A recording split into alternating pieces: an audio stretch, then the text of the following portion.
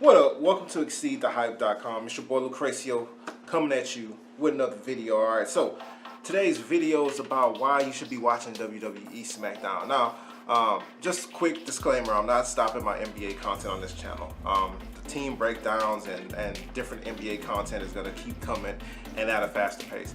But I just decided that, due to some of the rules of YouTube changing some of the rules and stuff like that, I just figured I will upload different types of content on this channel. I'm not gonna start a different channel. Just gonna upload on here. So you might see basketball, you might see wrestling, you might see Fortnite, you might see all kinds of stuff on this channel, and that's a good thing. All right, that's growth. All right, so today's video is a wrestling video, and we're gonna talk about the 5 reasons why you should be watching SmackDown as well. All right, so SmackDown went through some changes. Basically, the post WrestleMania shakeup really affected SmackDown a lot. And I think in a very, very good way, a very, very positive way.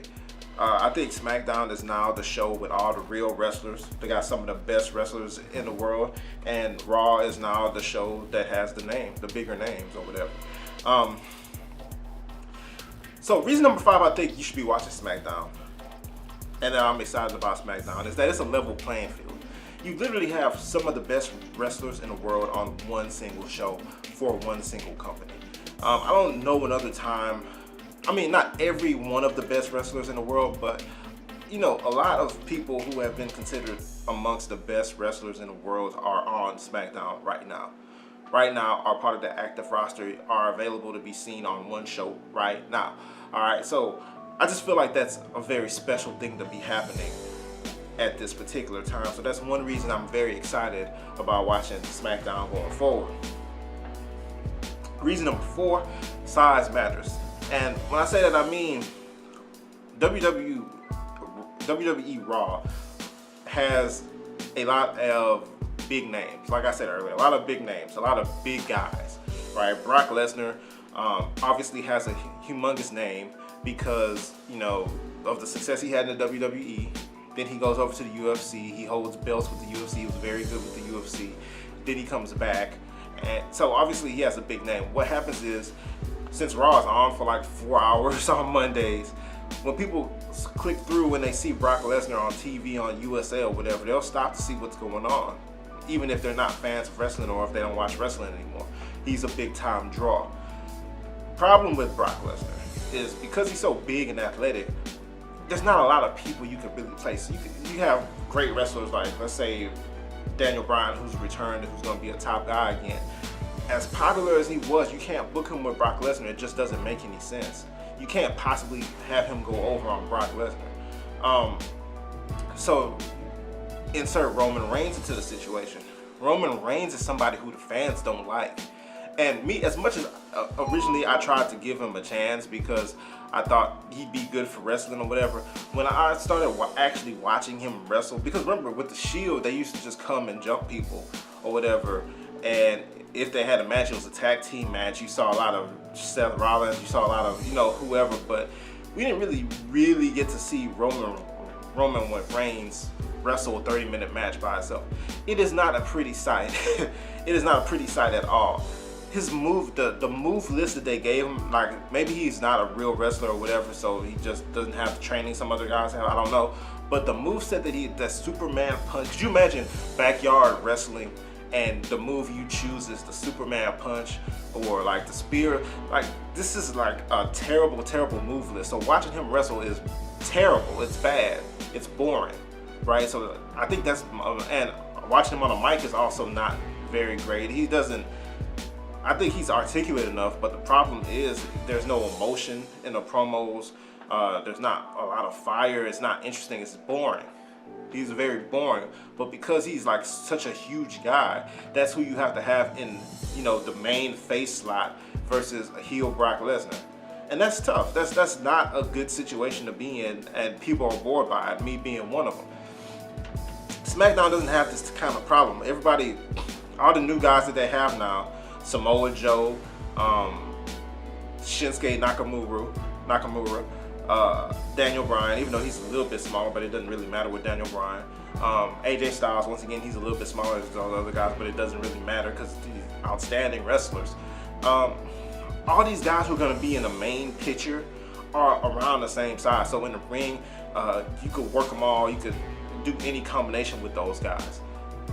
And I just think that's a good situation to be in for SmackDown. So I think the fact that all these guys are the same size or whatever, or around the same size, it's not, you could have Daniel Bryan beat Samoa Joe clean, it's not unbelievable.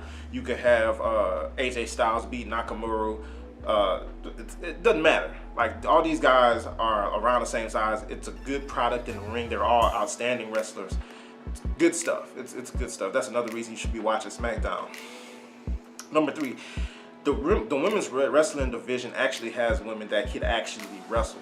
Now, I don't want to sound sexist or anything like that, but we all know a couple years ago, people used to say, okay, if you need a whiz break or whatever, you just wait for the women's match to come on or whatever, just because they were, people, the WWE found all these women who they considered attractive and whatnot, but when they tried to train them to be wrestlers, and the product was bad, right? None of them could really wrestle well, and it was just not good to watch.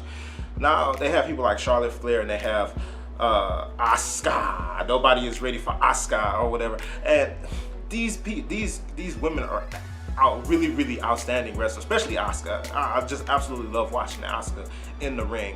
But Charlotte Flair as well, she does a lot of like cool stuff in the ring. Some of her moves are very like tricky, complicated type moves that she does, you know, very easily. And so it's cool. It's very cool to see this group of women in there working matches. So you gotta find another time to go, you know, do what you gotta do. Number 2, with these guys, with Bryan Danielson, with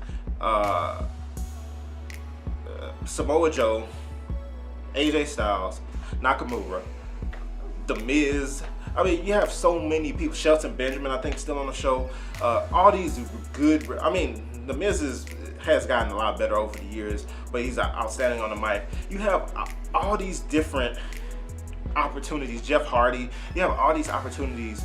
You have the Usos, and you have all these opportunities for creative to come up with really interesting storylines to go with these wrestlers. You have the in-ring talent is taken care of. All right, you're gonna have excellent matches on this show and on the pay-per-views. Now the pressure is on creative to come up with great storylines, come up with some stables.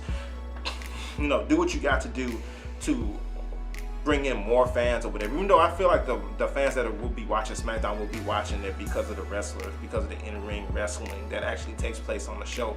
But even though, I just think it could be an outstanding experience to watch SmackDown if creative steps up, develops these characters, put them, because they could flip. Like you can make Daniel Bryan a heel, you can make AJ Styles a heel, you can make Nakamura a face again, you can make Samoa Joe heel or face or whatever. It really doesn't matter. You can flip all of them. Like, except for probably The Miz. The Miz has to be a heel. But the rest of those guys, you can flip one way or the other. And I just think that gives you unlimited opportunities for SmackDown. If you ask me what I think they should do, I think they should make Samoa Joe the top heel on the show. That's what I personally think that SmackDown should do. I think they could probably incorporate the Usos with them to protect the belt. They put the belt on Samoa Joe and they can have him hold it and have AJ Styles, Daniel Bryan, and Nakamura chasing the belt from Samoa Joe. Because could you imagine, like, Samoa Joe and Nakamura already had some classics on NXT. We all know about AJ Styles and Samoa Joe, and then I can only imagine Daniel Bryan and Samoa. I mean, it's just so many. The triple threat match, fatal four ways, cage match. I could just imagine the types of stuff we could see with those 4 guys being at the top. Then you throw The Miz in there, who already is going to have a beef with Daniel Bryan. I'm sure they're going to start it off with that.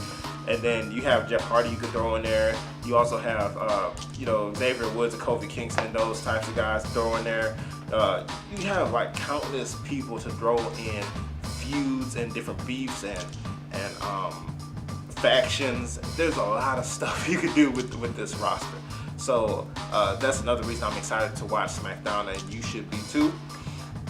Reason number 1, which I think is the most important reason